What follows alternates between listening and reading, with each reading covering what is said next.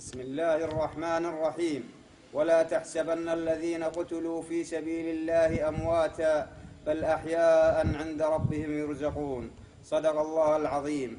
الرحمة للشهداء والشفاء للجرحى والحرية للمعتقلين. قامت كتيبة ثوار شعيطات التابعة لجبهة ثوار سوريا بعملية نوعية بقيادة قائد الكتيبة أبو هيثم بنصب كمين للأمن العسكري في منطقة البوكمال الباقوز، والحصيلة 32 شبيحا من عناصر الأمن العسكري وأحدهم ضابط. وتم استشهاد 6 عناصر من الكتيبة وهم الشهيد عبود مخلف الصالح الخضر، الشهيد العسكري المنشق أحمد خلف الصالح الخضر، الشهيد علي خليفة الصالح الخضر، الشهيد العسكري المنشق تركي حمود العز الدين وهو من أهالي حلب والتحق بالثورة، الشهيد العسكري المنشق يوسف محسن الجاسم، الشهيد عبد الرزاق أحمد الزعلان.